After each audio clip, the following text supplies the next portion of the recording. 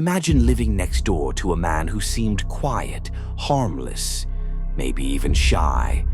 Now imagine the police breaking down his door and finding human skulls, jars of organs, and a freezer full of flesh. That neighbor was Jeffrey Dahmer. And this is how one ordinary man became one of the most terrifying killers in history.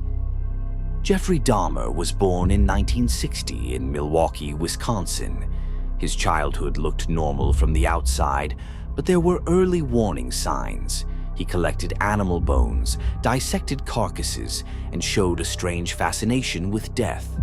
Most kids outgrow curiosity like that. Dahmer never did. By high school, he was already drinking heavily, numbing something darker that was growing inside him. Between 1978 and 1991, Dahmer murdered 17 men and boys. He lured them home with promises of money, alcohol, or just companionship. Once inside, they never made it out. When investigators searched his apartment, they found human skulls lined up like trophies, jars with preserved body parts, a freezer stacked with flesh, and photos documenting every step. Neighbors said they noticed a foul odor, but Dahmer always had an excuse: spoiled meat or plumbing issues. No one guessed the truth. In July 1991, Dahmer was finally caught. One victim escaped and led police back to the apartment.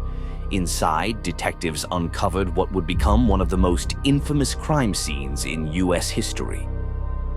At trial, Dahmer confessed calmly, describing his crimes as if he were talking about daily chores. He received 15 consecutive life sentences. But in 1994, just 3 years into his sentence, Dahmer was beaten to death by a fellow inmate. For many, it was the only justice that felt fitting. Detectives later called his home a house of horrors. And the scariest part, Dahmer didn't look like a monster. He looked like a neighbor, a co-worker, even a friend. It makes you wonder, how many more are out there hiding in plain sight? If you want to explore more stories like this, subscribe and join me for the next dark history.